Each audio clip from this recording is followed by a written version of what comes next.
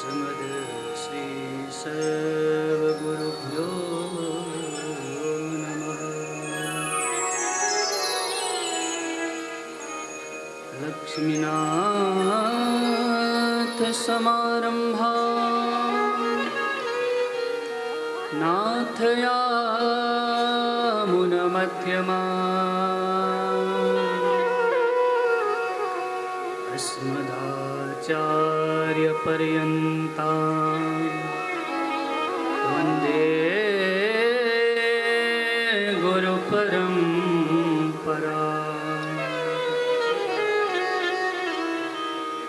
नारायणं नमस्कृत्य नरं चैव नरोत्तमं देवीं सरस्वतीं व्यासं ततो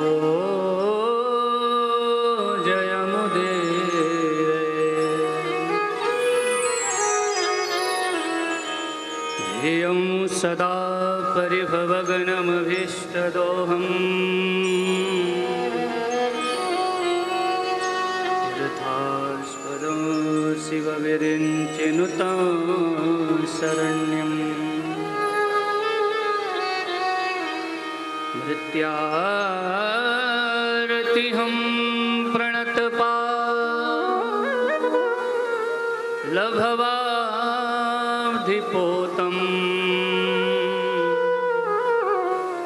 वन्दे महापुरुषते चरणारविन्दं वन्दे महापुरुषते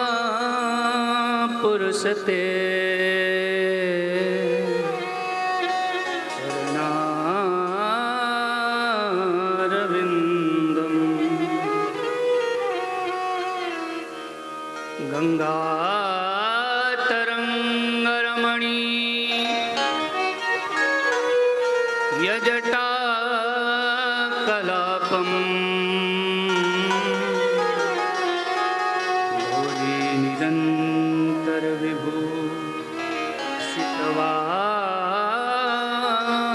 भोलिनिरन्तरविभूषितवामभागम् नारायण प्रियमनं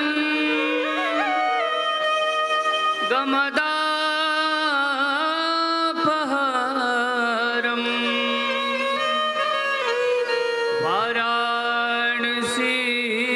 वाराणसीपुरपतिं भज विश्वनाथम्।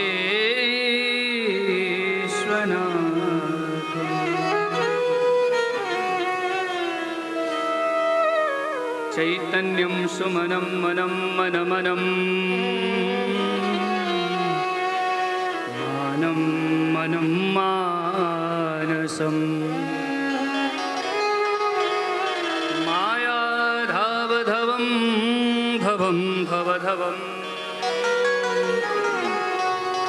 भावं धवं माधवम् स्वासासार सरं सरं सरसरं सारं सरं वासरं वैकुण्ठादिभवं भवं भवभवं भावं भवं सांभवम्।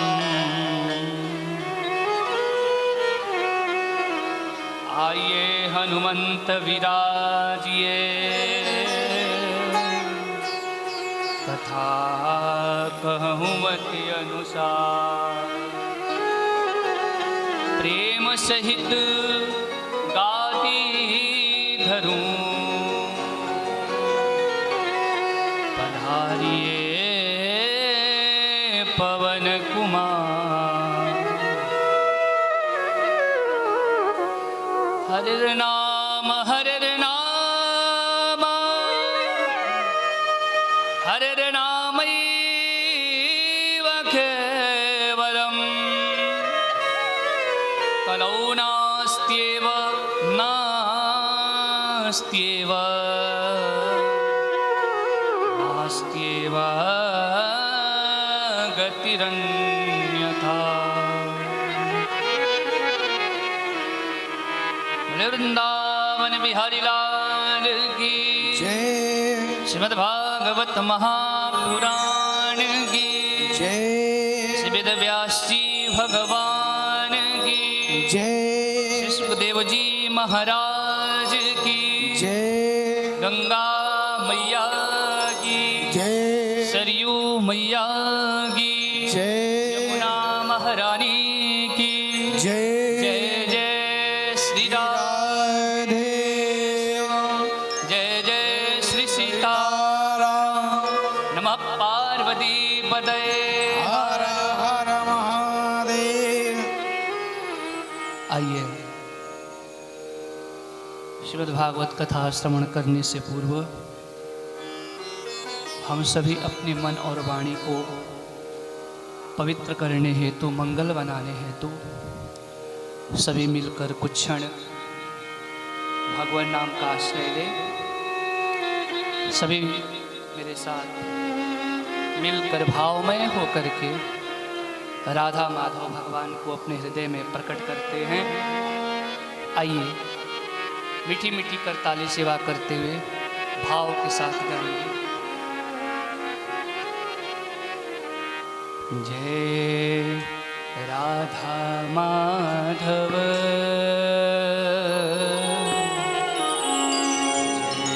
कुंज बिहारी। जय राधा माधव जय कुंज बिहारी। जय गोपी जन वल्लभ। जय गोपी जन वल्लभ। जय गोपी जन वल्लभ। जय गोपी जन वल्लभ। गिरिवरधारी।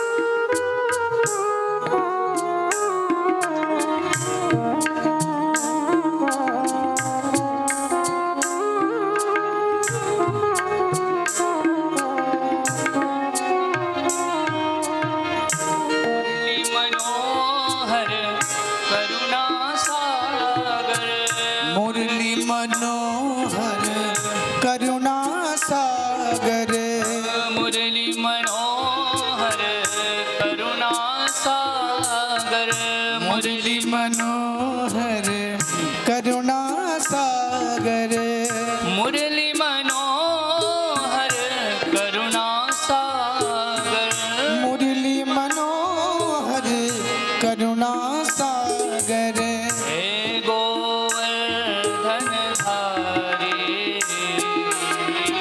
जय गोवर्धन धारी जय गोवर्धन धारी जय गोवर्धन धारी जय कुंज बिहारी हे राधा माधव कुंज बिहारी हे राधा माधव जय कुंज बिहारी हरे कृष्णा कृष्णा हरे हरे कृष्णा हरे कृष्णा कृष्ण कृष्ण हरे हरे हरे राम राम राम हरे हरे हरे राम राम राम हरे हरे हरे कृष्णा कृष्ण कृष्ण हरे हरे कृष्णा हरे कृष्णा कृष्ण कृष्ण हरे हरे हरे राम राम राम हरे हरे राम राम राम हरे हरे हरे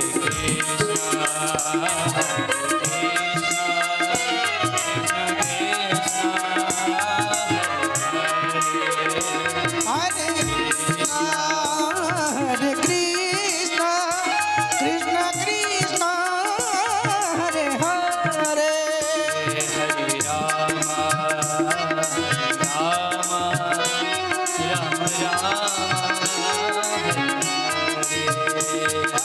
राम हरे राम राम राम हरे हरे हरे कृष्णा कृष्ण कृष्ण हरे हरे हरे राम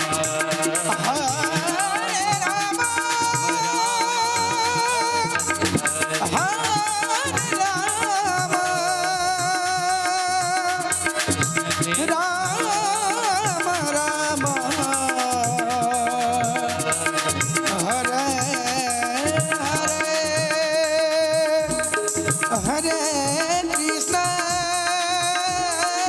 हरे हरे कृष्णा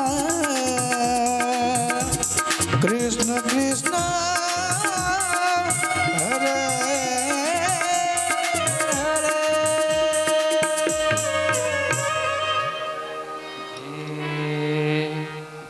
राधा माधव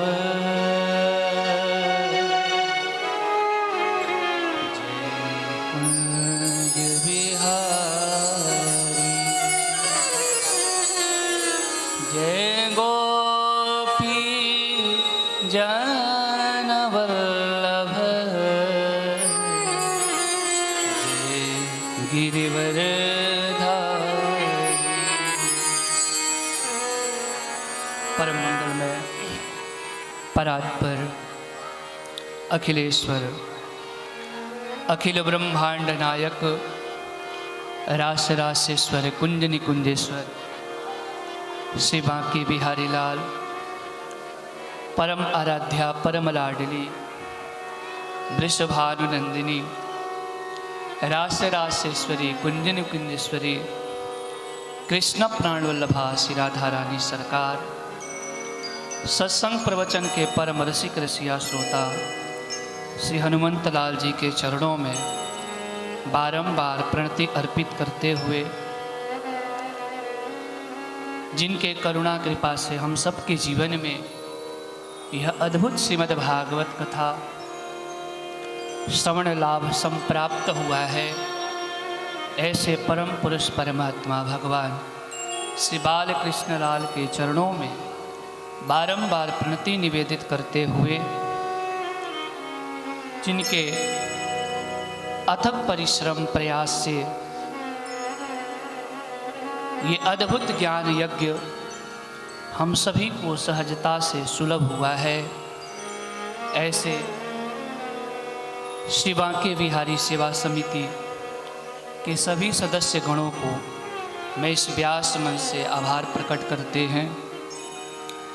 हमारे इस कमेटी के मुख्य सदस्य श्री विनय सिंह जी, पवन सिंह जी, वीरेंद्र सिंह जी, तेज प्रताप सिंह जी, पवन सिंधानिया जी, विनय तिवारी जी, सम्मी जी, अनिल ठाकुर जी, कृष्णनंद दुबे जी एवं तारकेश्वर सिंह जी, आप सबका इस व्यास मन से बहुत बहुत आभार, बहुत बहुत साधुवाद है। साथ ही साथ इस कमेटी के जो हमारे संरक्षक हैं, पदाधिकारी हैं, जैसे हमारे संयोजक आदरणीय श्रीमान दिवाकर पांडे भैया जी, सचिव उत्तम मिश्रा जी, अध्यक्ष श्री ऋषिकेश चौबे जी, उपाध्यक्ष श्री विनय उपाध्याय जी और हमारे परमात्मीय परमादरणीय कोषाध्यक्ष श्री संतोष तिवारी जी, पप्पू बाबा जी एवं आप सभी जिनका मैं नाम नहीं जानता, उन सभी महाभागों का मैं इस व्यास मंच से आभार प्रकट करते हैं, साधुवाद धन्यवाद देते हैं। और साथ ही साथ इस ज्ञान यज्ञ में जितने भी वर्णित हमारे विद्वान ब्राह्मण हैं, मैं सभी के पाद पद्मों में बारंबार प्रणति अर्पित करते हुए आप सभी श्रीमद् भागवत कथा रस रसिक श्रोता महानुभाव, श्रद्धामयी माताएं बहनें, मेरे आदरणीय आत्मीय तालज्ञ स्वरज्ञ गंधर्व बंधु एवं इस दास की जहाँ तक भी आवाज़ जा रही है, उन समस्त जीव के हृदयस्थ हरि के चरणों में सिया राम में सब जग जानी, करहूँ प्रणाम जोरी जुग पानी। सबके हृदयस्थ भगवान श्री बाल कृष्ण लाल के चरणों में बारंबार बारंबार प्रणिपात करते हुए आइए इस मंगल गार्डन हावड़ा के इस दिव्य पावन पवित्र धराधाम पर आज से हम लोग 7 दिन पर्यंत ये दिव्य श्रीमद् भागवत कथा को श्रवण करेंगे। बोले श्रीमद् भागवत महापुराण की जय, सच्चिदानंद भगवान की जय जय जय श्री राधे। एक बार मेरे साथ आप सभी जोर से एक बार जयकारा बोलेंगे। बांके बिहारी लाल की जय। और जिसके कृपा से हम सब के अंदर जागृति प्राप्त होती है, कहने की, सुनने की, देखने की शक्ति प्राप्त होती, ऐसे प्राणाधार श्री राधा रानी का स्मरण आप सभी बीच बीच में मेरे साथ बोलते रहेंगे। तो आप सभी एक बार जोर से बोलेंगे, राधे राधे राधे राधे राधे राधे। राधे राधे। इस दास को वैसे तो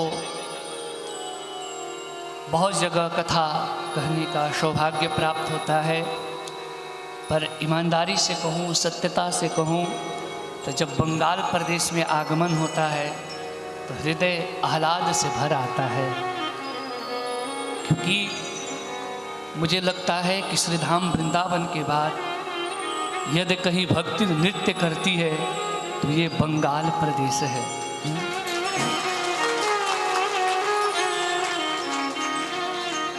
मैं इस व्यास मन से ये कथा का लाइव प्रसारण हो रहा है, विश्वास के साथ, दृढ़ निश्चय के साथ कहता हूँ कि वृंदावन में यदि अधिक भक्तों की मात्रा है तो 100% में 75% प्लस बंगाल के ही वहाँ भक्त हैं।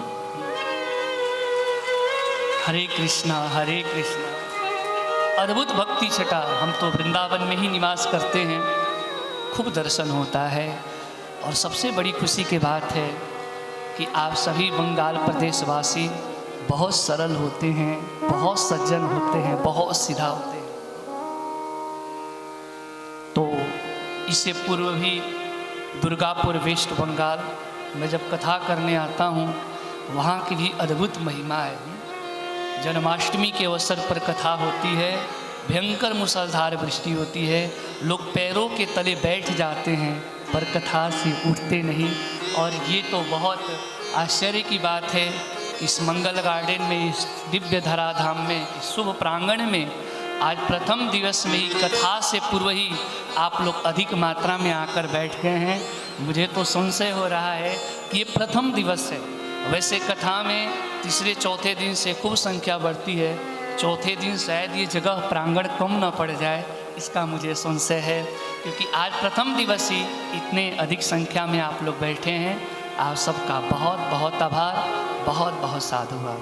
बोलो भक्त वत्सल भगवान की जय। कथा से पूर्व हम सभी ने बड़े श्रद्धा भाव के साथ दिव्य यात्रा, कलश यात्रा, शोभा यात्रा में सम्मिलित हुए।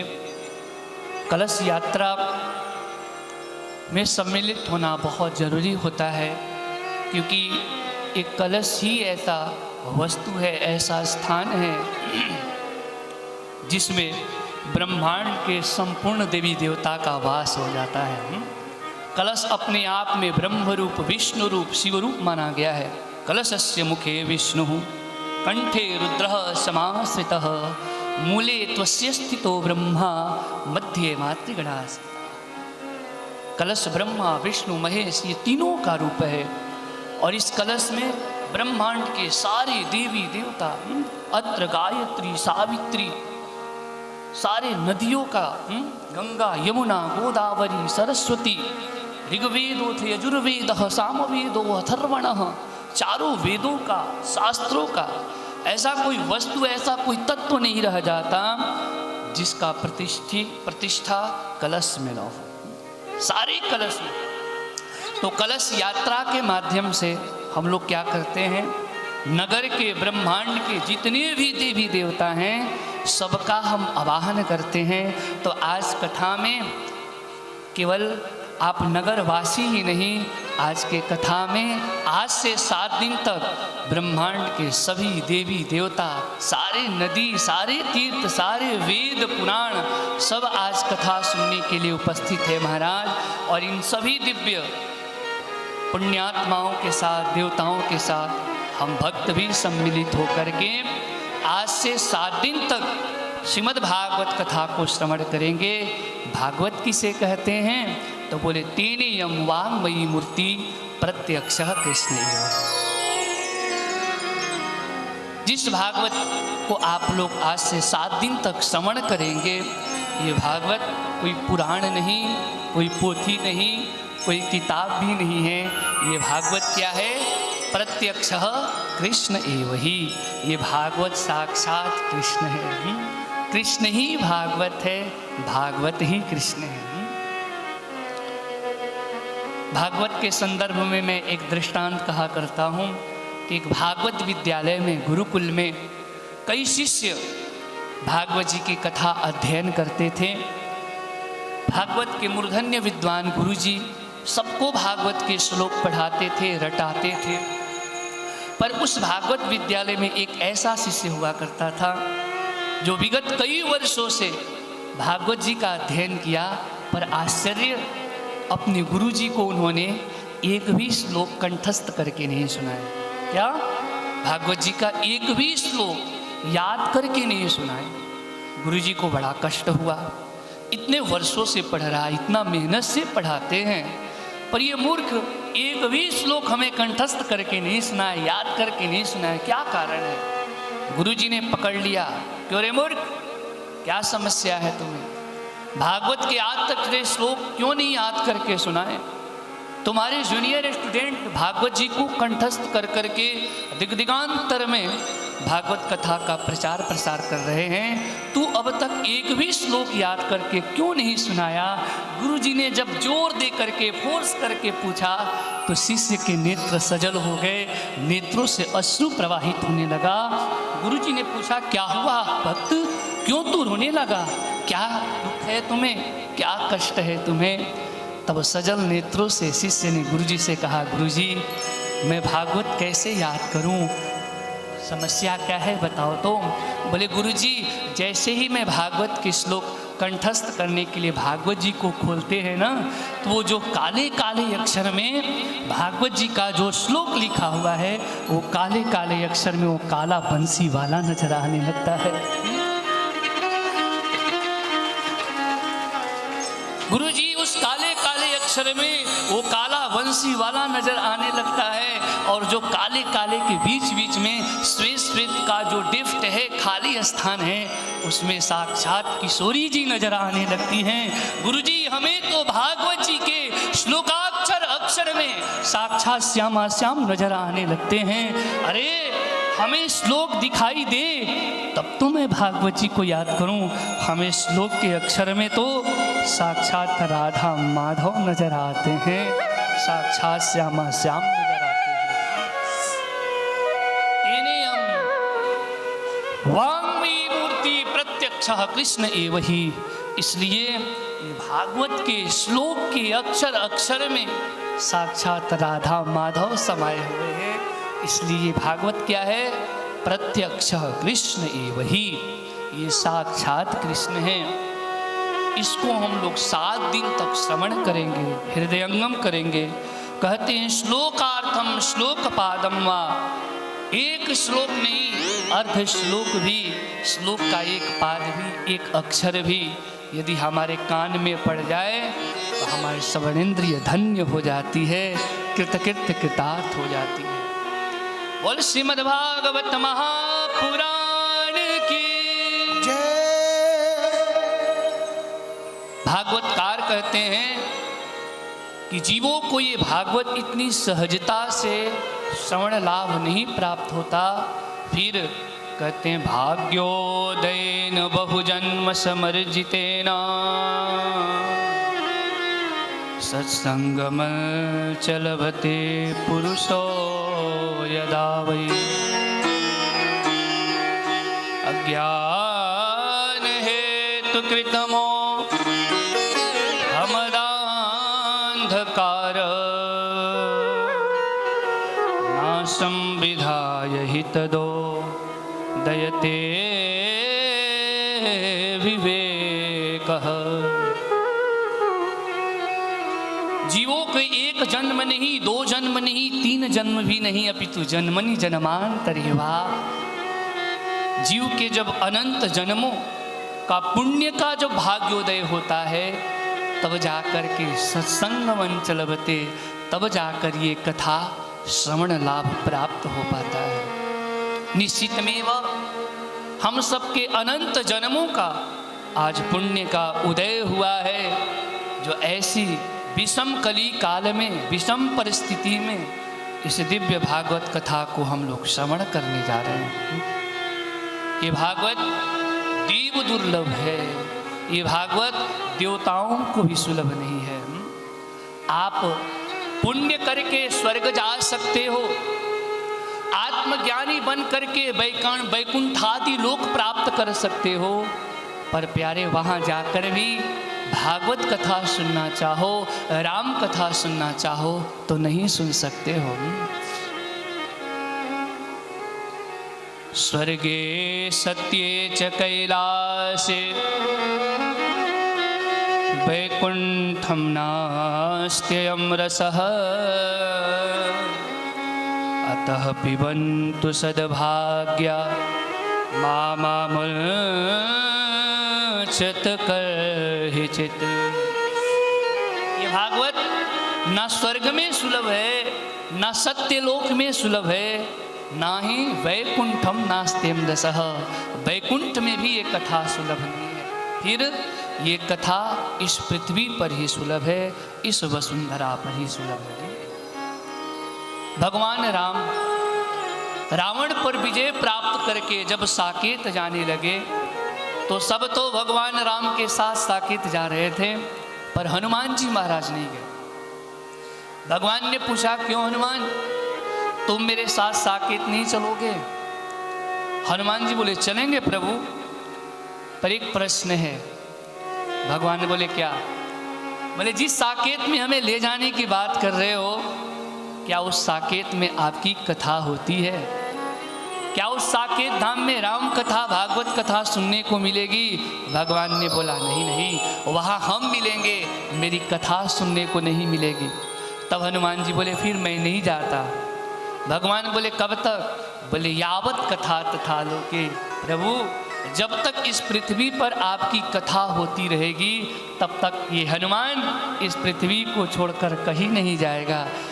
हनुमान जी जैसे महाभागवत कथा सुनने के लिए साकेत को त्याग दिए, साकेत नहीं गए। तो सोचिए, हम सब जीवों को कथा क्यों नहीं सुननी चाहिए? और जहाँ कहीं भी कथा होती है वहाँ सबसे पहले हनुमान जी महाराज श्रोता बन करके आते हैं और सबसे विश्राम में अंत में पधारते हैं।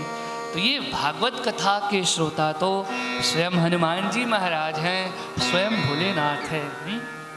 तो निश्चितमेव आज हम सबके कई जन्मों का भाग्योदय हुआ है, तब जाकर के दिव्य भागवत कथा को सुनने जा रहे हैं। ये भागवत भगवान कृष्ण रूप हैं। तो आइए एक बार भाव के साथ भगवान कृष्ण की तेरी मंद मंद मुस्कनियाँ पे बलिहार सांवरे, भगवान के सुंदर उस छवि को अपने हृदय में बैठाते हैं और सभी भाव से गुनगुनाएंगे। हो तेरी मंद मंद मुस्कनियाँ पे, तेरी मंद मंद मुस्कनियाँ पे बलिहार सांवरे, बलिहार सांवरे।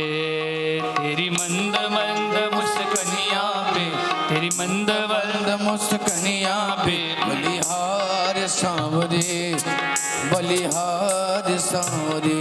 ओ तेरी मंद मंद मुस्कनियाँ पे, तेरी मंद मंद मुस्कनियाँ पे बलिहार सांवरे, बलिहार। तेरी मंद मंद मुस्कनियाँ, तेरी मंद मंद मुस्कनियाँ बलिहार प्यारे जो, बलिहार सांवरे।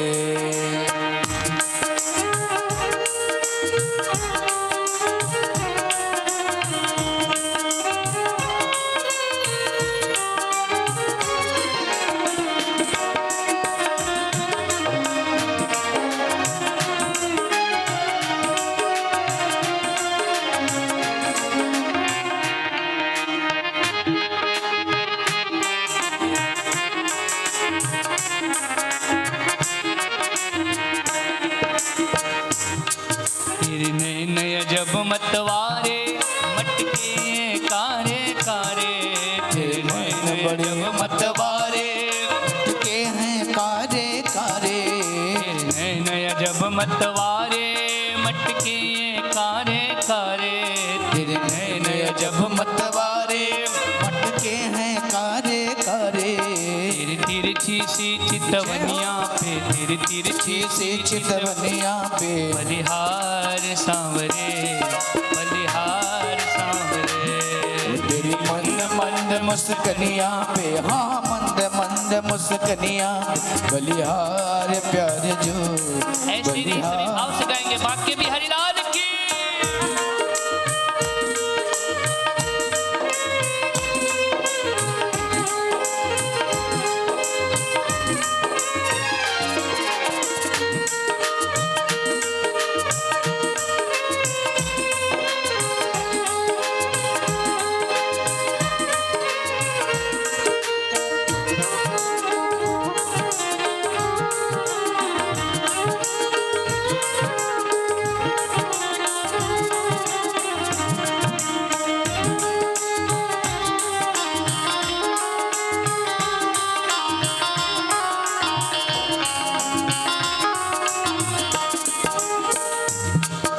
तेरे बाल बड़े घुंघराले बादल हो कारे कारे। तेरे बाल बड़े घुंघराले बादल हो कारे कारे। तेरे बाल बड़े घुंघराले बादल हो कारे कारे। तेरे बाल बड़े घुंघराले बादल हो कारे कारे। तेरे मोर मुकुट लटकनिया पे, तेरी मोर मुकुट लटकनिया पे। बलिहार सांवरे बलिहार सांवरे। और तेरी मंद मंद मुस्कनिया पे, हाँ मंद मंद मुस्कनिया पे। बलिहार प्यारे जो बलिहार प्यारे जो।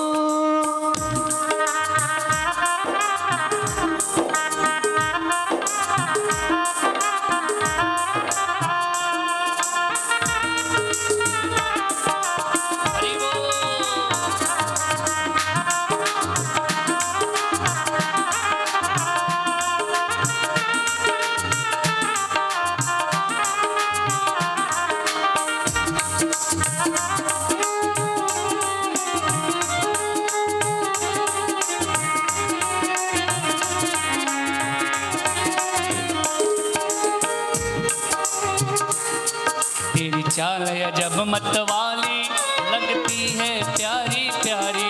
तेरी चाल अजब मतवाली जैसे हो प्यारी प्यारी। तेरी चाल अजब मतवाली लगती है प्यारी प्यारी। तेरी चाल अजब मतवाली लगती है प्यारी प्यारी।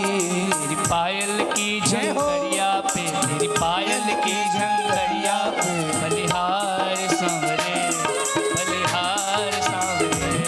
तेरी मंद मंद मुस्कनिया पे, हाँ मंद मंद मुस्कनिया पे। बलिहार प्यारे जो बलिहार। जय हो।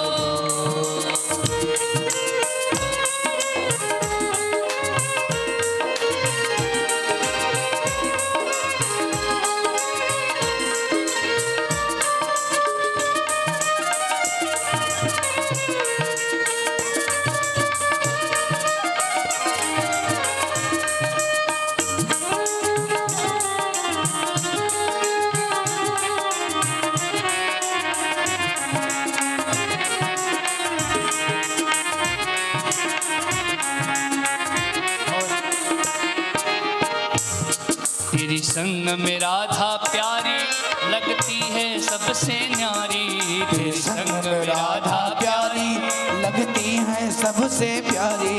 तेरी संग में राधा प्यारी लगती है सबसे न्यारी।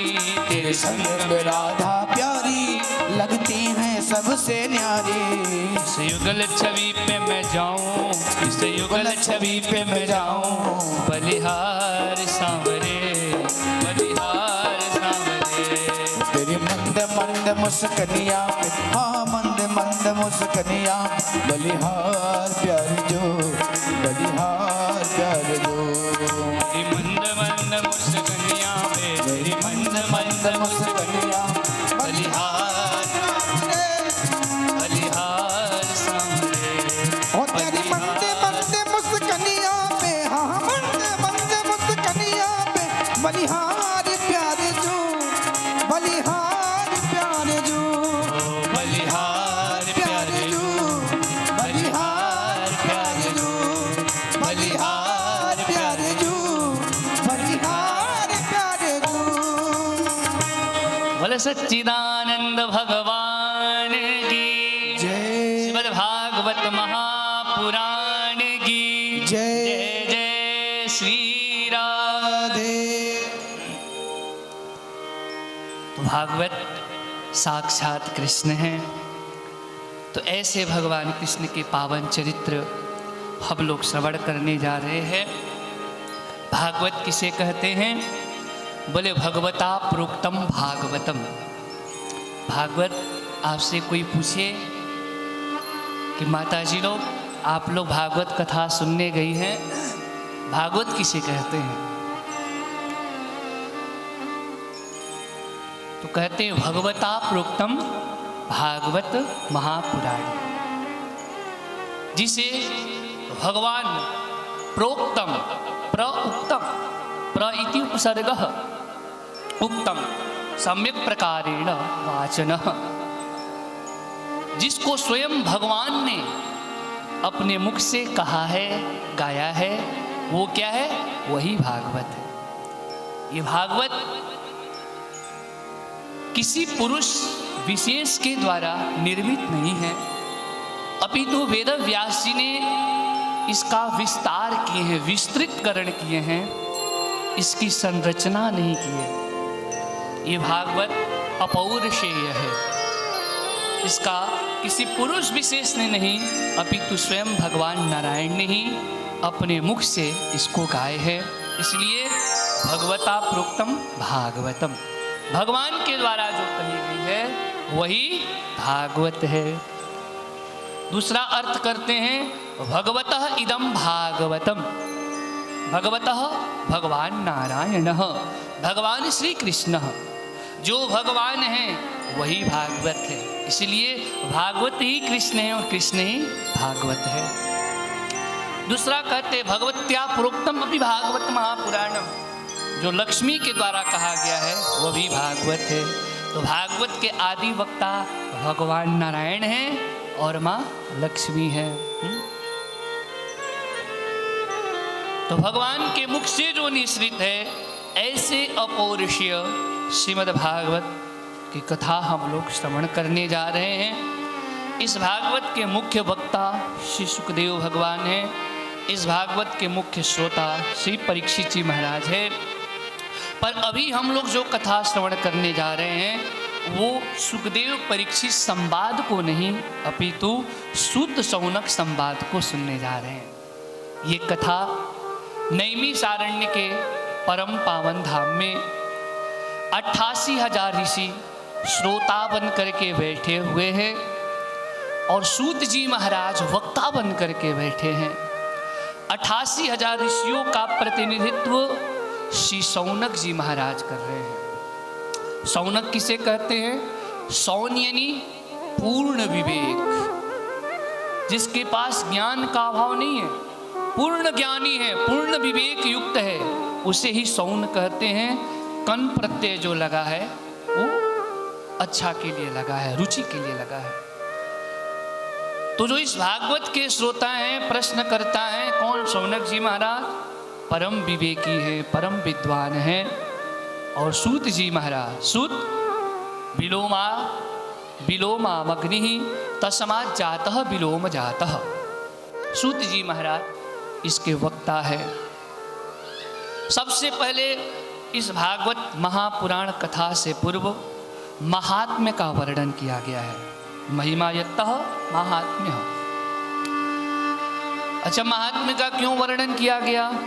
बोले देखो भैया, जब तक किसी ग्रंथ के हम महिमा को नहीं जानेंगे, ग्रंथ क्या, यदि किसी व्यक्ति के भी हम महिमा को न जाने तो उसका महत्व नहीं पता चलता।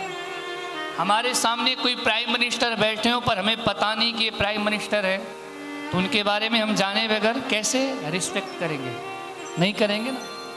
तो ऐसे ही भागवत कथा से पूर्व, भागवत वर्णन से पूर्व भागवत महिमा को कहा गया है कि भागवत की महिमा क्या है, भागवत क्यों सुननी चाहिए, भागवत सुनने से क्या फल प्राप्त होता है, भागवत सुनना कितना जरूरी है, आदि आदि विषयों का बड़ा सुंदर वर्णन किया गया है।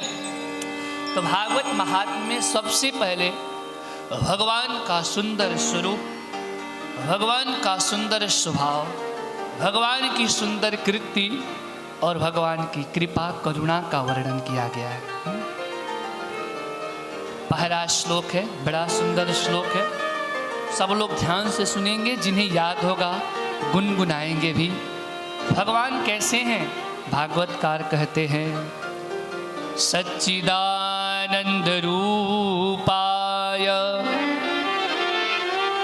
विश्वोत्पत्त्यादि हेतवे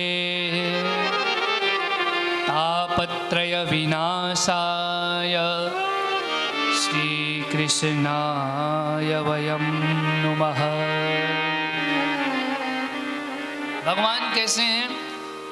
बोले सच्चिदानंद स्वरूप है। अच्छा, जब तक से हम भगवान के बारे में जानेंगे नहीं, तब तक भगवान चरणों में हमारी प्रीति, हमारी भक्ति, हमारा प्रेम कैसे बढ़ेगा। एक सामान्य पिता भी जब अपने पुत्री का विवाह करता है तो उस विवाह से पहले जिस वर के हाथ में देता है उस वर का भली भांति परीक्षण करता है, वर कैसा है।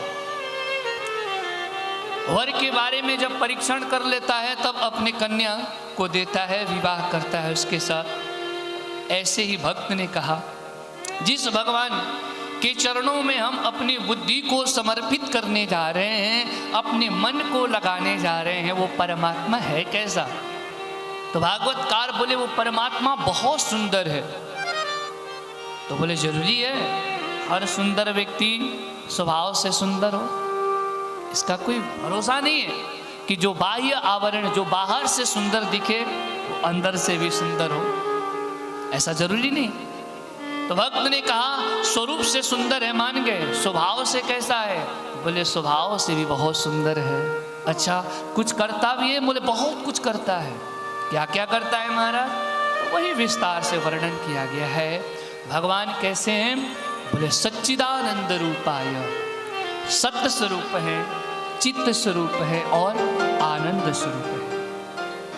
सत्य किसे कहते हैं, बोले भू सत्ताया, जिसकी सत्ता आदि में थी, मध्य में है और अंत में एकमात्र जिसकी सत्ता बचता है। भगवान ही हैं जो सृष्टि से पहले भी थे, सृष्टि के मध्य में भी थे और सृष्टि के अंत में भी एकमात्र वही भगवान बचते हैं। अहमेवा समेवाग्रे नान्यद्यत् सदसत्परम पश्चादहम यदेतच्च यो वशिष्येत सोऽस्म्यहम्। चतुश्लोकी भागवत। भगवान से पहले कुछ नहीं और भगवान के बाद भी कुछ नहीं बचता। तो भगवान सत्य स्वरूप है। सत्य तो विठ्ठलः। दूसरा कहते हैं चित्त स्वरूप है। चित्त का दो अर्थ होता है, एक तो चित्त प्रकाशे कहा गया है, चित्त यानी प्रकाश, प्रकाशमान। परमात्मा प्रकाशमान है। जिस परमात्मा को सूर्य चंद्रमा के प्रकाश की आवश्यकता नहीं पड़ती, अपितु सूर्य चंद्रमा जिसके प्रकाश से प्रकाशित होते हैं, ऐसे भगवान चित्त स्वरूप है। दूसरा चित्त का अर्थ प्राण होता है। कहते हैं ना कि हर व्यक्ति के अंदर भगवान का वास होता है। तो ये भगवान का वास क्या है, जो हमारे अंदर चित्त है, प्राण है, वही भगवान है। जब तक चित्त रूप में भगवान हम सबके अंदर प्रतिष्ठित हैं, बैठे हैं, तब तक हम लोग आँख से देख पा रहे हैं, कान से सुन पा रहे हैं, मुंह से बोल पा रहे हैं, हाथ से कुछ कर पा रहे हैं। जिस दिन उस परमात्मा की सत्ता चली जाती है तो फिर ये शरीर नश्वर हो जाता है, मिट्टी हो जाता है। तो भगवान ही प्राण रूप से हम सभी जीवों के अंदर भगवान वास करते हैं। तीसरा कहते हैं आनंद स्वरूप। भगवान का जो तीसरा रूप है बड़ा अद्भुत है। कैसा है, बोले आनंद रूप है। सत्य कहिए जो बिन से नाही, चित चैतन्य सकल जग माही। आनंद घट घट करे आनंदा, ताको नाम सच्चिदानंदा। सत्य कहिए, भगवान ऐसे सत्य स्वरूप हैं जिनका कभी विनाश संभव ही नहीं है। चित चैतन्य सकल जगबाही, सभी जीवों के अंदर चैतन्य रूप में भगवान प्रतिष्ठित हैं। और आनंद घट घट करे आनंदा, भगवान आनंद स्वरूप है। देखिए संसार में क्या है, संसार में क्षणिक सुख है। सुख संसार के वस्तु में है, पर आनंद संसार के वस्तु में नहीं है। हम लोग कभी कुछ ऐसा खा लेते हैं या कुछ मन इच्छित वस्तु हमें प्राप्त हो जाता है तो कहते बहुत आनंद आया, नहीं, वो आनंद नहीं है। वो क्षणिक सुख है। आनंद कहाँ है? बोले आनंद तो भगवान के पास है। और आनंद पाने के लिए भगवान का आश्रय लेना होगा। इसलिए तो मानस में भी बाबा भगवान का नामकरण संस्कार करते वक्त कहते हैं क्या?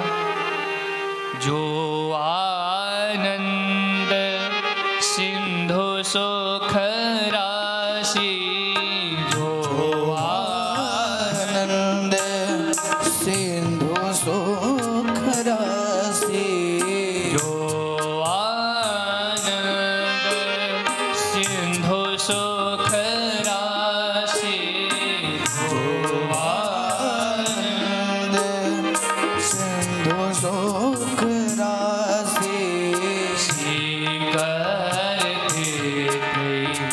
लोक सुपासी, त्रैलोक सुपासी, सो सुख धाम रामयस नामा, सो सुख धाम रामयस नामा, अखिल लोकदायक विश्राम, अखिल लोकदायक विश्राम। जो आनंद सिंधु सुख राशि, भगवान ही आनंद के सिंधु हैं, सुख के राशि है। इसलिए आनंद पाना है, शाश्वत शांति पाना है तो कहाँ जाना होगा? भगवान के पास जाना होगा। देखिए संसार में ऐसा कोई व्यक्ति नहीं ये दावे के साथ कह सके कि महाराज हम सुखी हैं, आनंद में हैं। ना ना, कोई तन दुखी, कोई मन दुखी, कोई धन भी न रहत उदास, थोड़े थोड़े सब दुखी, सुखी राम के दास। संसार में ऐसा कोई व्यक्ति नहीं है जो कह दे कि हम सुखी हैं। किसी के पास धन पर्याप्त है तो तन से दुखी है।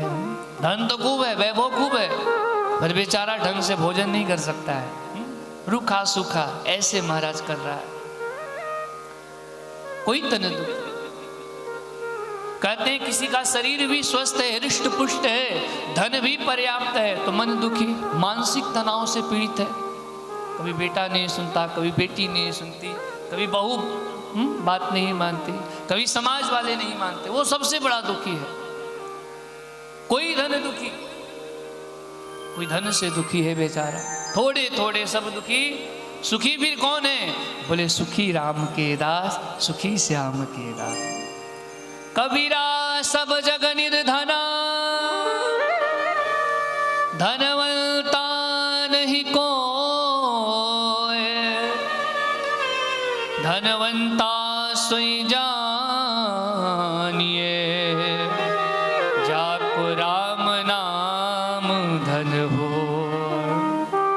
जिसके पास भगवान नाम का धन है, जिसके पास भगवान नाम की भक्ति रूपी संपत्ति है, उससे बड़ा धनवान, उससे बड़ा सुखी और उससे बड़ा आनंद कोई नहीं है। वास्तव में शाश्वत आनंद, शाश्वत सुख तो भगवान के पास है। संसार के वस्तु में सुख ढूंढते ढूंढते मर जाओगे महाराज, पर यहाँ सुख नहीं मिलेगा। क्यों? क्योंकि गीताकार भगवान कहते हैं दुखालयम शाश्वतम। ये जो संसार है, ये जो जगत है, क्या है? दुख का घर है, वो भी शाश्वत दुख है। यहाँ सुख नहीं है। किसी चाट के दुकान पर जाओ, रेस्टोरेंट में जाओ और उससे कहो कि महाराज हम तो भागवत जी की रोज कथा पढ़ते हैं, तो थोड़ा सा भागवत जी का पोथी ला कर दे दो। दुकान वाला देगा क्या? बोलेगा पागल हो गए क्या? चाट के दुकान पर आपको पुस्तक नहीं मिल सकती, वहां तो फिर गर्मा गर्म चाट ही ले सकते हो। ऐसे ही किसी लाइब्रेरियन में जाकर के चाट का डिमांड करो, समोसा मांगो, मिष्टी मांगो, तो कोई नहीं देने वाला महाराज। वहां तो केवल आप बुक्स ही ले सकते हो, किताब ही ले सकते हो। ऐसे ही ये जो संसार है, ये जो जगत है, भगवान ने बहुत बड़ा बोर्ड पर बड़े अक्षरों में लिख रखे हैं दुखालयम शाश्वतम। ये जो संसार है दुख का आलय है, आलय बोलते हैं घर को, ये दुख का घर है। अब इस दुख के घर में आकर के सुख की कल्पना करो, सुख ढूंढो, तो क्या सुख मिलेगा? नहीं मिल सकता है। इसलिए सुख कहाँ है? सुख तो भगवान के पास है, भगवान के भजन में है।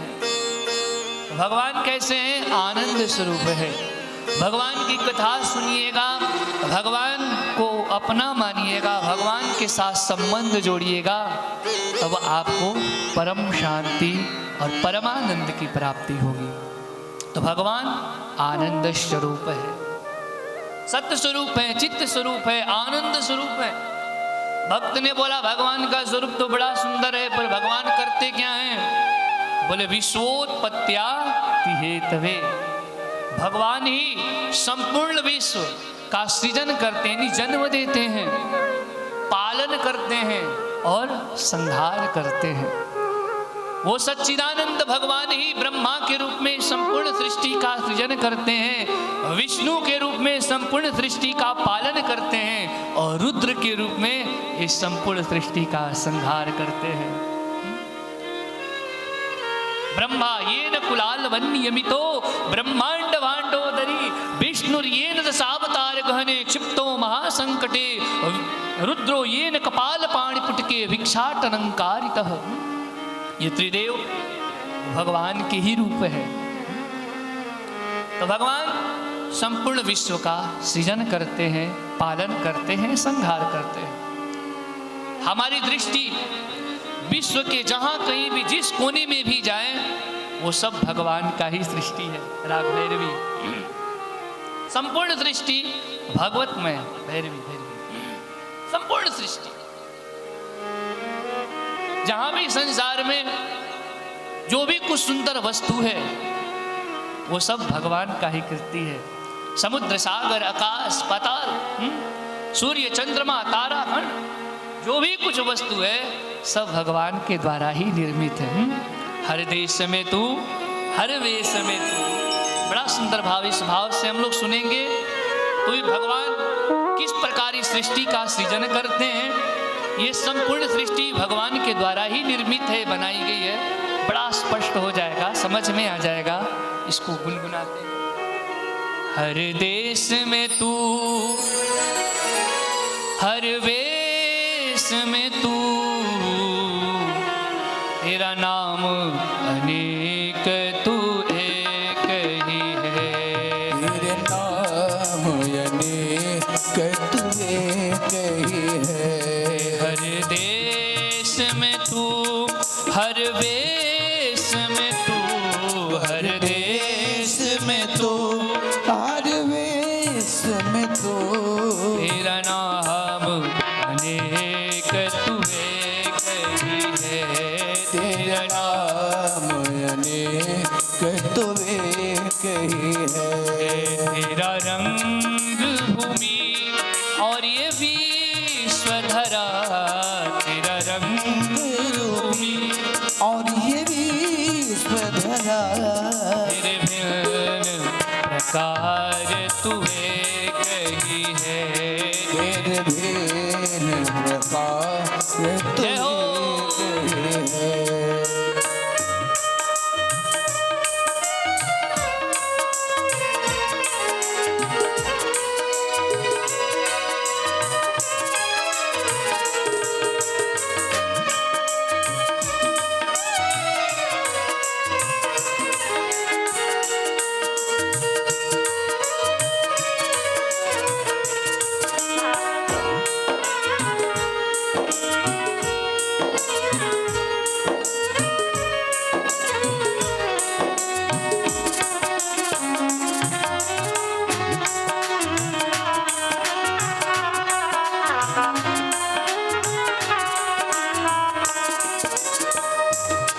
सागर से उठा बादल बनकर, बादल से गिरा बरसा बनकर। सागर से उठा बादल बनके, बादल से गिरा जल बन करके। सागर से उठा बादल बनकर,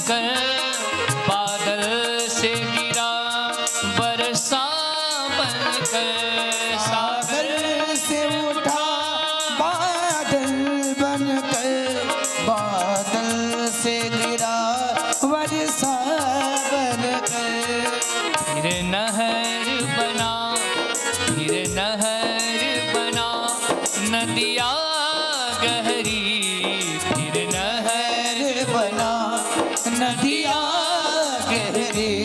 तेरे भिन्न प्रकार तुए कही है, तेरे भिन्न प्रकार तू एक ही है। तेरा नाम अनेक तुए कही है, तेरा नाम अनेक तू एक। सच्चिदानंद भगवान की।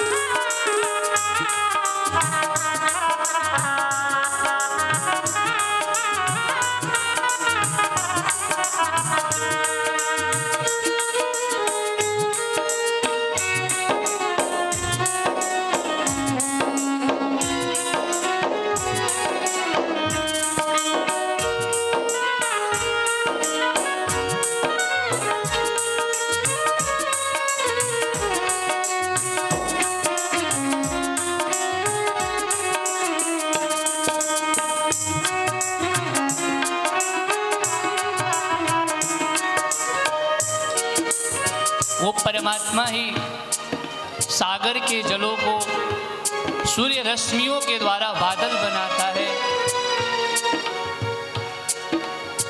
बारिश बिंदुओं के द्वारा जल बरसा करके वो परमात्मा ही कभी नदी का रूप लेता है, कभी नहर का रूप लेता है। चींटी से अणु परमाणु जो भी कुछ है सब परमात्मा का ही रूप है। चींटी से अणु परमाणु बना, सब जीव जगत का रूप लिया। चींटी से अणु परमाणु बना, जीव जगत का रूप बना। ओ चींटी से अणु परमाणु बना, सब जीव जगत का रूप लिया। चींटी से अणु परमाणु बना, सब जीव जगत का रूप लिया। फिर पर्वत भी विशाल बना, फिर पर्वत भी विशाल बना। सौंदर्य तेरा तू एक ही है, सौंदर्य तेरा सब एक ही है। हर देश में तू, हर वेश में तू, हर देश में तो हर देश में तो तेरे नाम एक तू एक ही है। तेरे नाम अनेक तू एक ही है। तेरा रंग भूमि और ये विश्वधरा, तेरा रंग भूमि और ये विश्वधरा। सौंदर्य तेरा तो एक ही है, सौंदर्य तेरा तू एक ही है। तेरे नाम एक तू एक ही है, तेरे नाम एक तू एक ही है। बोल सच्चिदानंद भगवान की।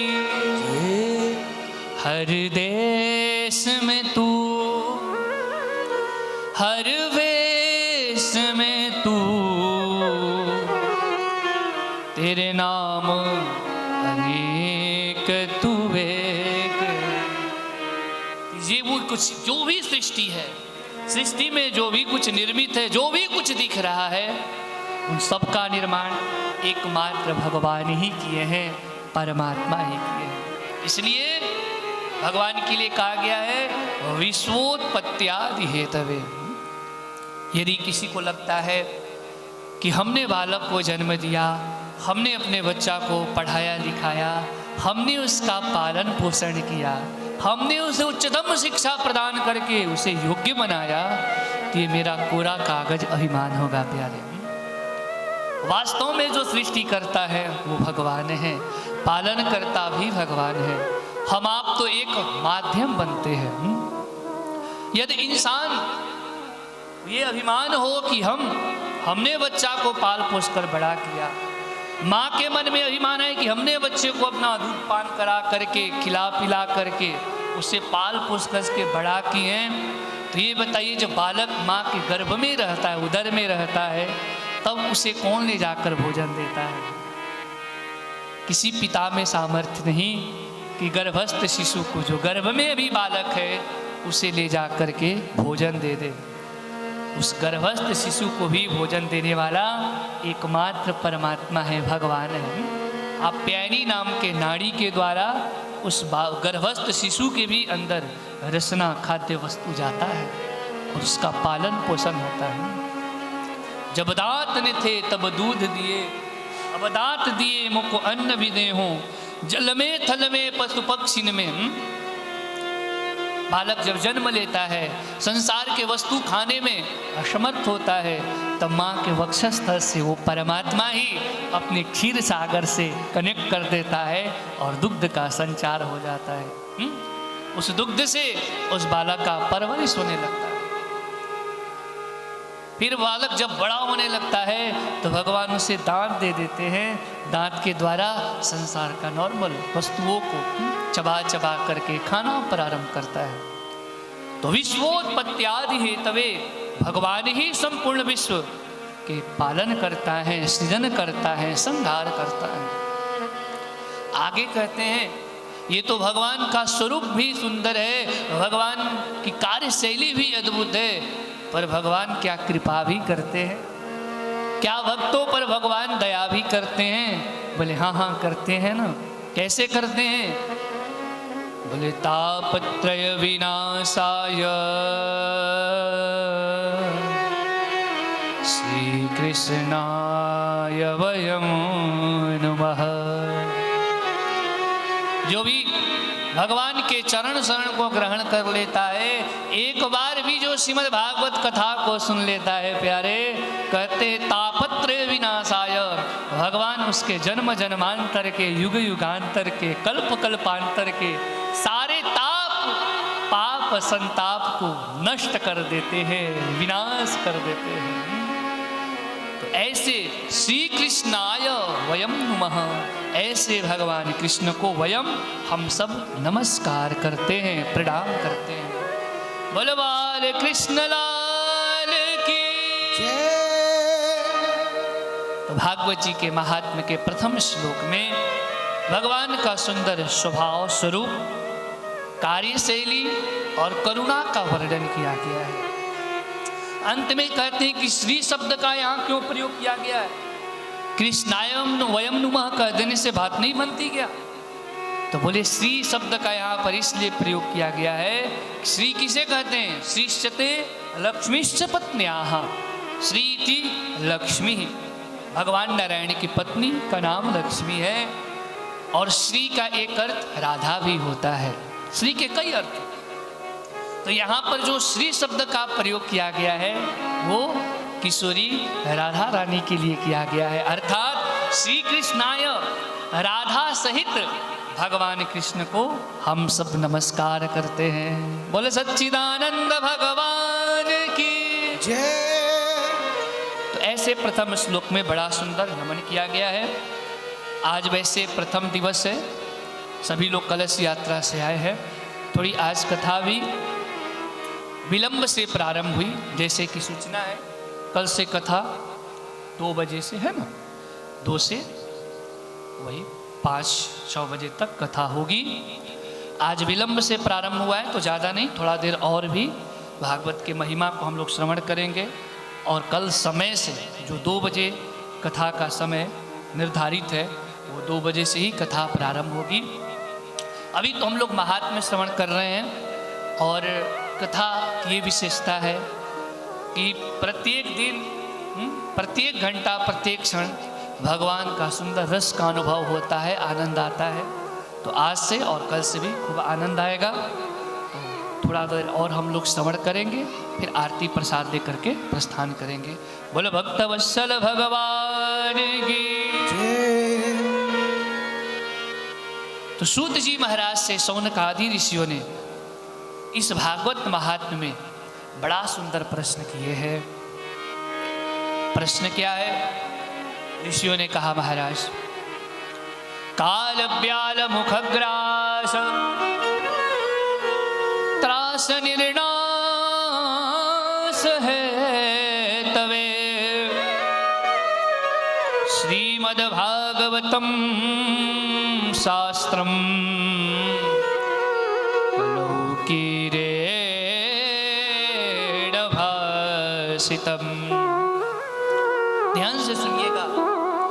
सूत जी महाराज से शौनकादि 88,000 ऋषियों ने जब प्रश्न किया, महाराज ये संसार का जो जीव है वो क्या है? काल रूपी ब्याल का ग्रास बना हुआ है। ब्याल किसे कहते हैं? सांप को ब्याल कहते हैं। काल किसे कहते हैं? मृत्यु को काल कहते हैं। बड़ा सुंदर प्रश्न है कि संसार में जो भी व्यक्ति आया है वो मृत्यु की ओर जा रहा है। मृत्यु ने अपना मुख फैला रखा है और हर व्यक्ति मृत्यु के मुख में जा रहा है, फिर भी अपने आप को चेत नहीं रहा है। उसे ज्ञान नहीं हो रहा है कि हम मर रहे हैं। और ये सत्य है। व्यक्ति प्रत्येक वर्ष, प्रत्येक मास, प्रत्येक सप्ताह, प्रत्येक दिन, प्रत्येक घंटा, प्रत्येक मिनट, सेकेंड, पल, क्षण मृत्यु के गाल में जा रहा है, मर रहा है। मर रहा है इसमें बुरा नहीं, सबको मरना है एक न एक दिन। पर आश्चर्य, उसे ज्ञान नहीं हो रहा है, बोध नहीं हो रहा है कि हम मर रहे हैं। अच्छा, आजकल ये जो जन्मदिन मनाते हैं, बर्थडे मनाते हैं, किसी का बालक 10 साल का हो गया तो मनाते हैं ना, को केक मंगाते हैं, मोमबत्ती लाते हैं, कैंडल लाते हैं, गुब्बारे फुलाते हैं, फोड़ते हैं, कैंडल को फूंक करके हैं, दीप को बुझाते हैं, केक को काटते हैं। हालांकि ये हमारे सनातन परंपरा नहीं है, ये सब पश्चातियों का कूड़ा कचड़ा है जिसको हम लोग अपनाते हैं। सनातन दीपक बुझाना नहीं, दीपक जलाना सिखाता है। ज्योति से ज्योति जलाते। हमारे सनातन में दीप प्रज्वलन का विधान है, दीप बुताने का विधान नहीं है। हमारे सनातन किसी को कभी काटना, अलग करना नहीं सिखाता। हमारा सनातन एक दूसरे को जोड़ना सिखाता है। तो ये काटने वाला परंपरा तो पश्चाती लोग का है, हमारी परंपरा तो जोड़ना है, जोड़ना चाहिए। फिर भी मनाते हैं। 10 साल के बच्चा हुआ तो खूब फूकते हैं, ताली बजा करके हैप्पी बर्थडे न पता क्या क्या बोलते हैं, और खूब लोग उत्सव मनाता है। क्या मेरा बालक आज 10 साल के हो गया? मेरे दृष्टि से उस दिन खुश नहीं, उस दिन तो शोक करना चाहिए, दुखित होना चाहिए उस दिन। क्यों? अरे मानव ब्रह्मा जी ने आपके बालक को 100 वर्ष की आयु दे दिया। हालांकि आज के बालक 100 वर्ष जीना बड़ा मुश्किल है, फिर भी मानते हैं 100 वर्ष की उम्र दे दिए और बालक आपका 10 साल के हो गया। तो ये बताइए 100 में 10 प्लस हुआ कि माइनस हुआ? माइनस हुआ ना। तो जो 100 वर्ष के बालक जीना था वो कितना वर्ष जिएगा? 10 वर्ष का हो गया तो 90 वर्ष ही जिएगा ना। तो इस दिन क्या खुश होना चाहिए, उत्सव मनाना चाहिए। उस दिन तो सोचना चाहिए कि मेरा बच्चा का 10 साल कम हो गया 100 वर्ष में, है ना। कहने का मतलब व्यक्ति प्रत्येक वर्ष, प्रत्येक मास, घंटा, क्षण मर रहा है, लेकिन उसे ज्ञान नहीं हो रहा है। बालक जब जन्म लिया था सोचिए कैसा था।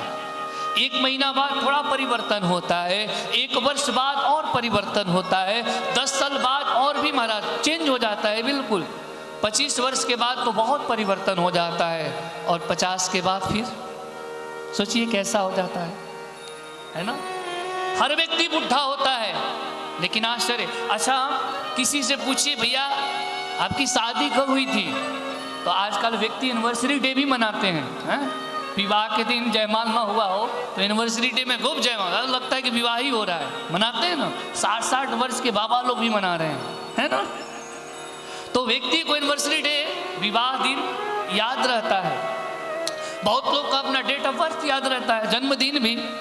लेकिन किसी वृद्ध व्यक्ति से, ओल्ड मैन से, किसी बाबा से जिनका बाल पका हुआ है, उनसे जाकर के पूछो बाबा आप बताओ आप किस दिन बुढ़े हुए। है ऐसा कोई व्यक्ति जो बता दे कि महाराज हम इस दिन बुढ़े हुए थे? नहीं बता सकता है। क्यों? उसे खुद ही नहीं पता कि हम कब बुढ़े हुए। क्यों? यही काल का प्रभाव है, यही काल उसको छाया हुआ है। काल के मुख में व्यक्ति ग्रसित है, काल की ओर, मृत्यु की ओर जा रहा है नित्य, पर उसे ज्ञान नहीं हो रहा है। कहते हैं ना, अर्थी उठे उससे पहले जीवन का अर्थ समझ लो, नहीं तो बहुत बड़ा अनर्थ हो जाएगा। चिता जले उससे पहले हरि का चिंतन कर लो, नहीं तो बहुत बड़ा अनर्थ हो जाएगा। जीवन रहते ही चेत लो। ऋषियों ने बड़ा सुंदर प्रश्न किया। काल व्याल मुख ग्रास, महाराज हर व्यक्ति मृत्यु की ओर जा रहा है, मर रहा है हमेशा। ऐसे म्रियमाण पुरुषों के लिए जो नित्य मर रहा है, उसकी रक्षा कैसे हो? व्यक्ति मृत्यु पर विजय कैसे प्राप्त करे? तब कहते श्रीमद्भागवतम शास्त्रम कलौ किरेण भासितम। इस कली काल में मृत्यु पर विजय प्राप्त करने के लिए, मृत्यु से बचने के लिए एक ही उपाय है। क्या? श्रीमद्भागवतम शास्त्रम, श्रीमद्भागवत महापुराण ही है। इसी को सुनने से, इसी को आत्मसात करने से, हृदयंगम करने से, अपना लेने से व्यक्ति मृत्यु पर विजय प्राप्त कर सकता है, अपना आत्म कल्याण कर सकता है। दूसरा कोई उपाय नहीं है। तीसरा ये भी कहते हैं जीव शाश्वतांगतः। महाराज इस विषम कली काल में जो व्यक्ति है ना, असुर हो गया। असुर किसे कहते हैं पता है? राक्षस। आजकल सुर स्वभाव के कम मिलते हैं, असुर स्वभाव के लोग ज्यादा मिलते हैं, है ना। कलयुग के जो जीव है, जीव शाश्वतांगतः, प्रायः जो कली काल का जीव है वो असुर हो गया है, राक्षस हो गया है। किसी ने कहा है ना कि सर्पों के जहर में वो मुकद्दर कहाँ जो इंसान बातों में उगलता है। सांप तो किसी कोने में बैठकर हंस रहा है, क्योंकि आज इंसान ही इंसान को डस रहा है। पहले सर्प डसा करते थे, पर अब तो सर्प आराम से बैठा खूब आनंद ले रहा है। महाराज अब मुझे डसने की आवश्यकता नहीं। क्यों? इंसान ही इंसान को डसने के लिए पर्याप्त है। इंसान ही इंसान को डसा जा रहा है।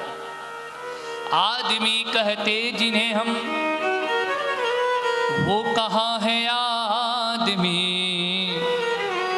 समझ में आता नहीं क्या कर रहा है आदमी। आदमी के डर से क्यों डर रहा है आदमी, आदमी को नोच कर क्यों खा रहा है आदमी, समझ में आता नहीं क्या कर रहा है आदमी।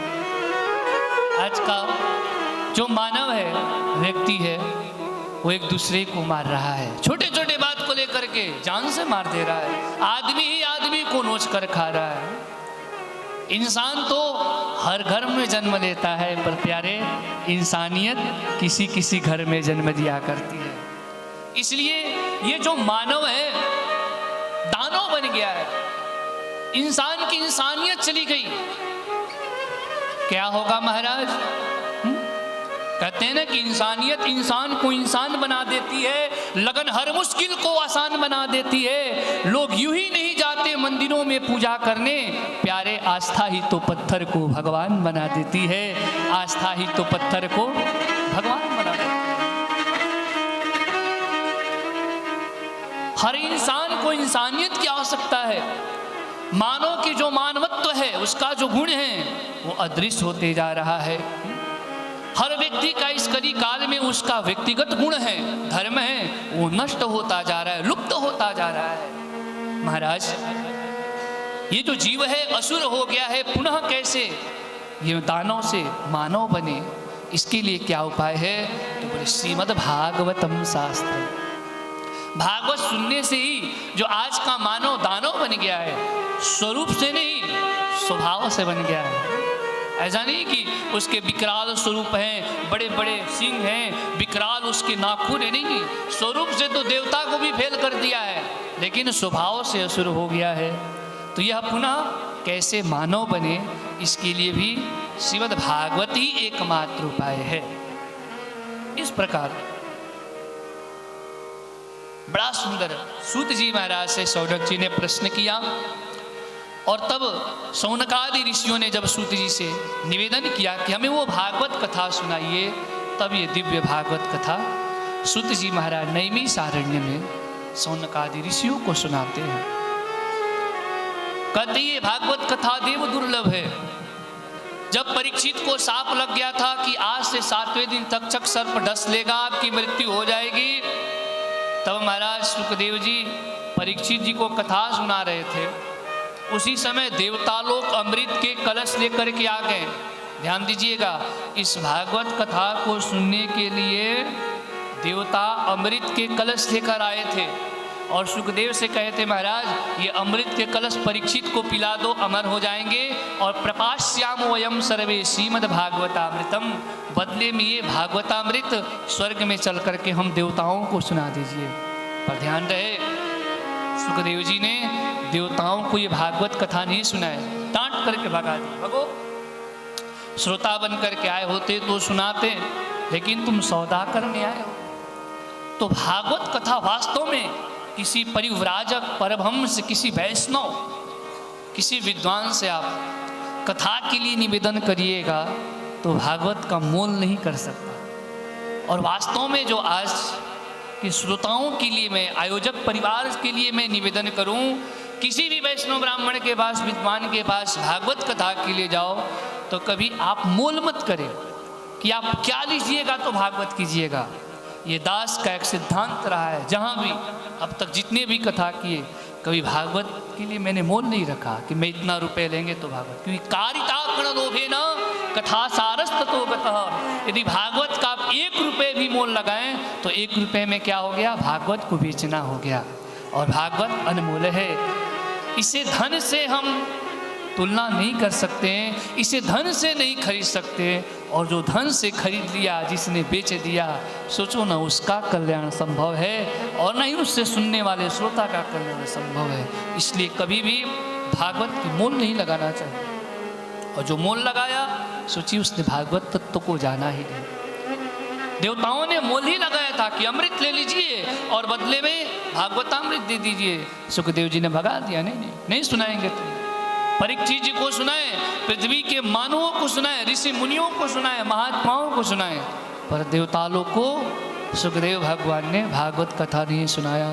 वह श्रीमद् भागवत महापुराण की जय।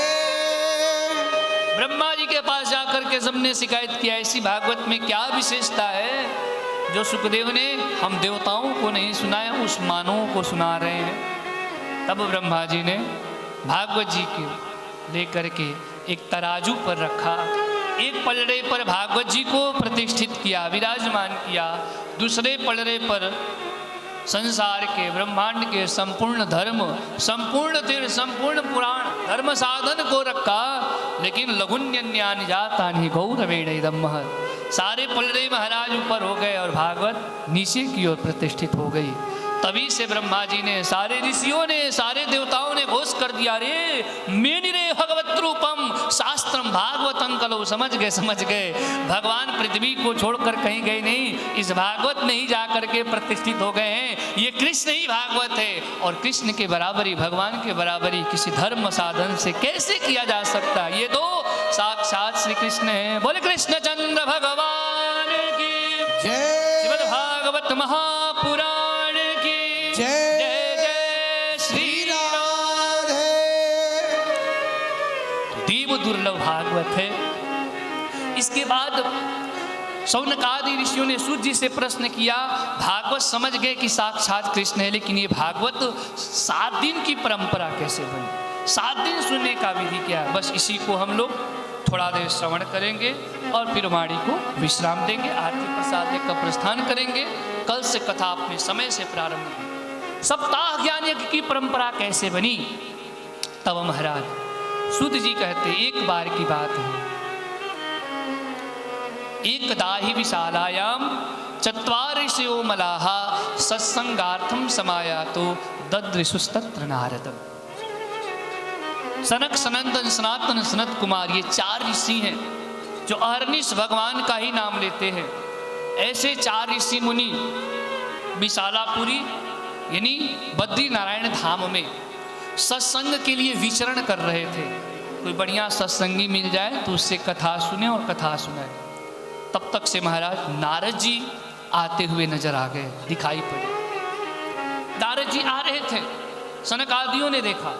नारद जी के जब मुखमंडल को देखा तो नारद जी उदास थे, खिन्न मना थे, परेशान सा थे। सनकादियों ने पूछा, कथम ब्रह्मण दीन मुख कुतश्चिंता तुरो भवान् त्वरितं गम्यते कुत्र कुतश्चागमनम्। कथम ब्रह्मण दीन मुख, हे नारद जी आपका ये मुख उदास क्यों है। कुतश्चिंता तुरो भवान्, ऐसी कौन सी चिंता है जो आपको सता रही है।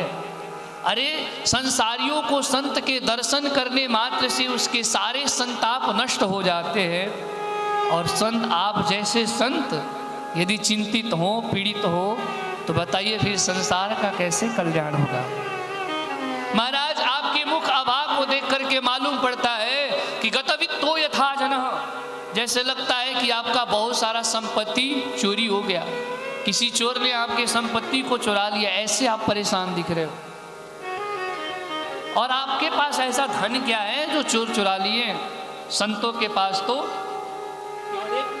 भगवान नाम ही धन है। संतों का धन क्या है। बड़ा सुंदर भाव, हमारो धन राधा श्री राधा श्री राधा, हमारो धन राधा श्री राधा श्री राधा, हमारो धन राधा श्री राधा श्री राधा, हमारो धन राधा श्री राधा श्री राधा, परम धन राधा राधा राधा राधा राधा, परम धन राधा राधा राधा राधा राधा, हमारो धन राधा श्री राधा श्री राधा, हमारो धन राधा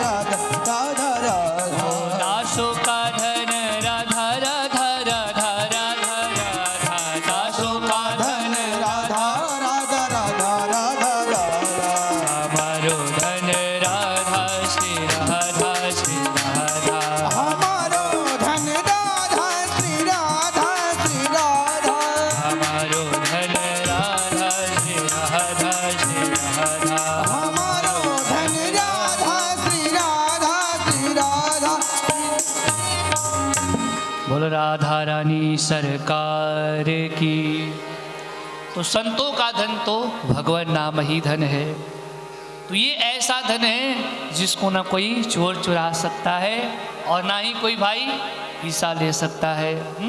ये तो परम शाश्वत धन है, इसका तो कभी नाश ही नहीं हो सकता। तो ये धन तो चोरी हुआ नहीं, फिर आप क्यों उदास है? तो नारद जी ने अभी जो कलयुग में चल रहा है यही सब सारे व्यथा को सुनाए हैं। महाराज अहम तो पृथ्वी ज्ञात्वा सर्वोत्तमामिति। नारद जी ने कहा मुनिवर, हम पृथ्वी को सारे लोगों से श्रेष्ठ समझ करके आया था पृथ्वी लोक पर कि चलो वहाँ पर बहुत अच्छे भक्त मिलेंगे, भजन करते हुए संत मिलेंगे, साधना करते हुए तीर्थों में खूब आनंद होगा, गृहस्थी लोग भी खूब उदार चरित्रवान होंगे, संस्कारवान होंगे, खूब दान करने वाले होंगे। चलते हैं थोड़ा सा पृथ्वी पर आनंद लेते हैं। ज्ञात्वा सर्वोत्तमामिति, उत्तम मान करके मैं पृथ्वी पर आया, लेकिन यहाँ क्या देखा? कलिना धर्म मित्रेण धरे बाधिताधुना। अरे इस पृथ्वी पर तो कलयुग का आतंक बढ़ गया है। सब कुछ विपरीत हो रहा है। क्या विपरीत हो रहा है? बोले तरुणी प्रभुतागे है श्याल को बुद्धिदायक, कन्या विक्रयणो लोभा दंपति नाम चकलकनम। नहीं, घर में कोई फंक्शन आए तो सालों को बुद्धिदायक, ससुराल से साले साहेब बुलाए जाते हैं। आज के व्यक्ति को साले पर अपने खूब भरोसे हैं, खूब विश्वास है, पर भाई पर भरोसा नहीं। कन्या विक्रयणो लोभा, लोभ के कारण कन्या को क्रय किया जा रहा है, बेचा जा रहा है। इतना होने के बाद भी महाराज मैंने क्या देखा? दंपति नाम चकलकनम, आए दिन दंपतियों में, पति पत्नी में खूब कलह मचा है, खूब लड़ाई, खूब बिना बात के विवाद। महाराज यही नहीं, पाखंड निरता संता, कलयुग के संत भी प्रायः असंत हो गए हैं, पाखंड से ग्रसित हो गए हैं। तीर्थानि यवनैरुद्धाः, यमनों के द्वारा, म्लेच्छों के द्वारा तीर्थ भी अब नष्ट कर दिया गया है। किसी में अब वो धर्म नहीं रहा, वो बात नहीं रही। कलयुग के वेदना को नारद जी महाराज ने सनक सनंदन सनातन सनत कुमार सनक आदि ऋषियों के पास गाए हैं। कुत्रापि मंगलम न दृश्यते, सब जगह अमंगल ही अमंगल हो रहा है। न गृहस्थी ही सद्धर्म में रत हैं, ना ही संत ही साधना में रत हैं, और ना ही तीर्थ पर ही खूब पुण्य हो रहा। आजकल फैशन में महाराज, शो पीस के लिए, दिखावा के लिए, एंजॉय करने के लिए तीर्थ यात्रा कर रहे हैं। बहुत सारी बातें हुई। अंत में कहते हैं महाराज, श्रीधाम वृंदावन गए, यमुना तट पर गए तो वहां भी क्या देखें? भक्ति अपने दोनों पुत्र ज्ञान वैराग्य के साथ विलाप कर रही है, रो रही है। मैंने भक्ति को वचन दिया, भक्ति हे मां आप विचलित न हो, आप पीड़ित न हो। मैं नारद आपको वचन देता हूं कि गेहे गेहे जने जने, हर घर घर में, हर व्यक्ति के हृदय में आपकी स्थापना करेंगे। महाराज उनके पुत्र ज्ञान वैराग्य को मैं जगा रहा था, उसी समय आकाशवाणी हुई, हे नारद उद्यमः सफलस्तोयम, आप अपने उद्यम में, कार्य में सफल होंगे, लेकिन एक कर्म कीजिए, कार्य कीजिए। क्या? सत्कर्म कीजिए। उसी सत्कर्मों को मैं ढूंढते हुए आया, आपके पास भी आया। महाराज आप ही बता दीजिए सत्कर्म किसे कहते हैं?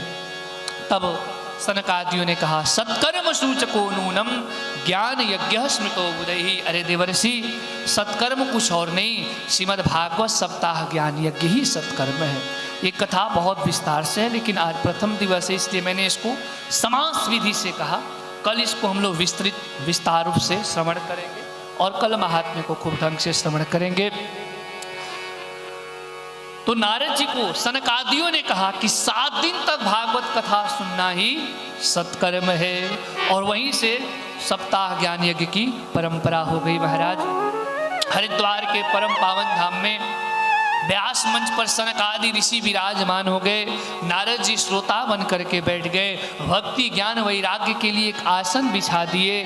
और फिर क्या, जैसे ही उस हरिद्वार में गंगा जी के तट पर जब भागवत कथा प्रारंभ किए सनकादि ऋषियों ने, सारे देव मुनि सिद्ध महात्मा, सारे वेद पुराण सब मूर्तिमंद होकर के महाराज कथा सुनने के लिए श्रोता बन करके आ गए। और जैसे ही हरिद्वार में श्रीमद् भागवत कथा प्रारंभ हुई, वैसे ही क्या कहना, श्री धाम वृंदावन से भक्ति मैया भी प्रकट हो गई, ज्ञान वैराग्य भी आकर के प्रकट हो गए। और जैसे ही श्रीमद् भागवत कथा विश्राम हुई, तो भागवत कथा सुनने मात्र से ज्ञान वैराग्य का मूर्छा भी भंग हो गया। वो जो जर्जर हो गए थे, वृद्ध हो गए थे, उनका वृद्धावस्था भी दूर हो गई। और फिर इस दिव्य कथा में भक्ति मैया ज्ञान वैराग्य के साथ ताता थैया करके नृत्य करने लगी। तो आइए हम लोग भी अपने मन को उसी हरिद्वार के पावन धरा धाम पर लेकर चलते हैं। भक्ति मैया के साथ ज्ञान वैराग्य के साथ ताता थैया करके खूब सुंदर भाव से गाते हैं। और इन्हीं के साथ वाणी को विश्राम देंगे, आरती प्रसाद लेकर के प्रस्थान करेंगे। बोलो भक्ति महारानी की जय। श्रीमद् भागवत महापुराण की जय। ओ श्री वृंदावन धाम अपार, रटे जा राधे राधे। श्री वृंदावन धाम अपार, रटे जा राधे राधे। हे वृंदावन धाम अपार, रटे जा राधे राधे। श्री वृंदावन धाम अपार, रटे जा राधे राधे। और रटे जा राधे राधे, भजे जा राधे राधे। रटे जा राधे राधे, जपे जा राधे राधे। राधे अलवेली सरकार, रटे जा राधे राधे। राधे अलवेली सरकार, रटे जा ऐसे ही भाव से राधे। वृंदावन धाम की हरि बोल।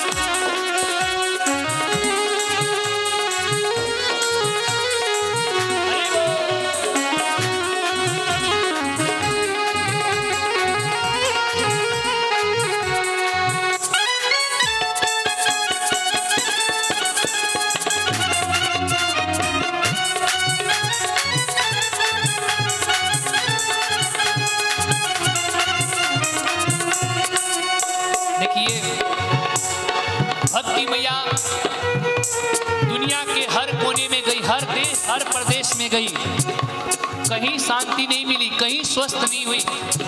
लेकिन वृंदावन से संयोगात पुनस्तम तरुणी नवा, जैसे ही श्रीधाम वृंदावन में आई, तो वृंदावन के स्पर्श मात्र से भक्ति मैया तरुण हो गई, स्वस्थ हो गई। क्यों? क्योंकि धन्यम वृंदावनम तेन भक्तिर नृत्यति यत्र च। इसीलिए वृंदावन को धन्य कहा गया है, क्योंकि आज भी भक्ति मैया ताता थैया करके नृत्य करती हैं। और ये बात सत्य है, श्रीधाम वृंदावन में जो विदेशी होते हैं ना, विदेशी, वो भी महाराज नंगे पैर भारतीय पोशाक पहन करके, हाथ में गोमुखी माला लेकर के, माला झोली लेकर के, हरे कृष्ण नाम का जप करते हुए वृंदावन में विचरण करते रहते हैं। तो ऐसे पावन वृंदावन धाम में भक्ति मैया के साथ हम लोग भी चले। और सभी लोग खड़े हो जाइए, सभी लोग खड़े हो जाएंगे और भक्ति मैया के साथ ज्ञान वैराग्य के साथ खूब बढ़िया से नृत्य करते हुए हम लोग भाव का दर्शन करेंगे। क्योंकि कहा गया भगवान के भजन में जो ताली बजाता है, नृत्य करता है, फिर वो संसार में कभी उसे नाचना नहीं पड़ता, संसार के चक्कर से मुक्त हो जाता है। तो झूमते हुए वृंदावन धाम अपार, रटे जा राधे राधे। श्री वृंदावन धाम अपार, रटे जा राधे राधे। रटे जा राधे राधे, भजे जा राधे राधे। रटे जा राधे राधे, जपे राधे राधे। राधे अलबेली सरकार, जय हो। जा राधे गाइए। राधे अलवेली सरकार, रटे जा राधे।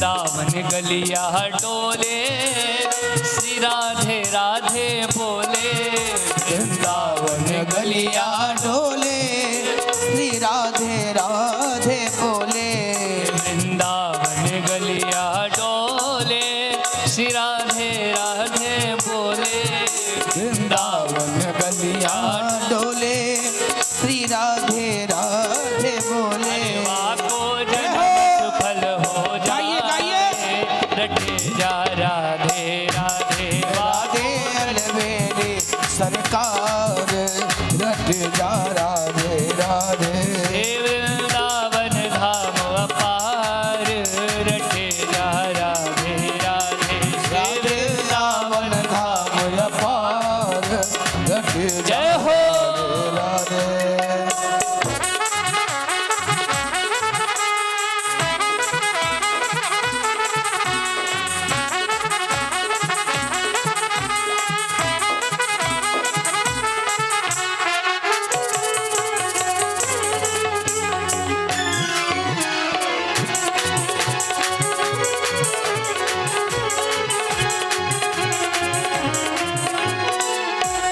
ब्रज की रज सुंदर है देवन को भी दुर्लभ है ये ब्रज की रज सुंदर है देवन को भी दुर्लभ है ये ब्रज की रज सुंदर है देवन को भी दुर्लभ है ये ब्रज की रज सुंदर है देवन को भी दुर्लभ है अरे या ब्रज रज शेष चढ़ाए रटे जा राधे राधे श्री वृंदावन धाम अपार रट जा राधे राधे रटे जा राधे राधे भजे जा राधे राधे रटे जा राधे राधे जपे जा राधे राधे राधे अलवेली सरकार रटे जा राधे राधे राधे अलवेली सरकार रटे जा बाके बिहारी लाल की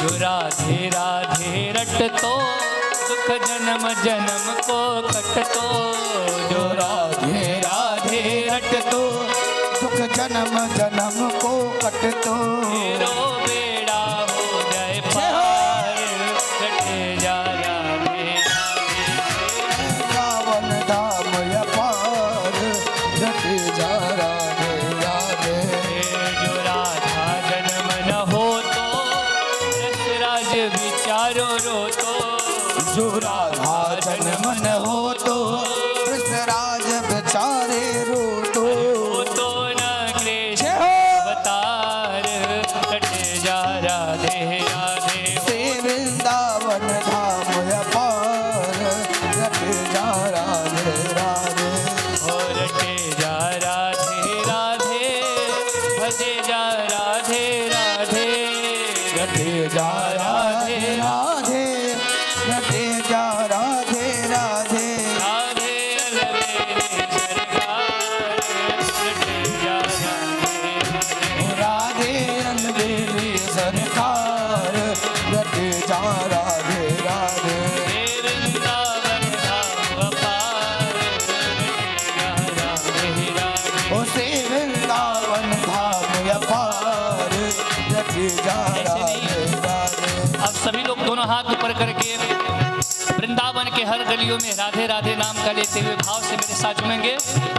जय राधे राधे राधे राधे राधे राधे राधे राधे राधे राधे राधे राधे राधे राधे राधे राधे वृंदावन में राधे राधे वृंदावन में राधे राधे वृंदावन में राधे राधे वृंदावन में राधे राधे वृंदावन में राधे राधे बरसाने में राधे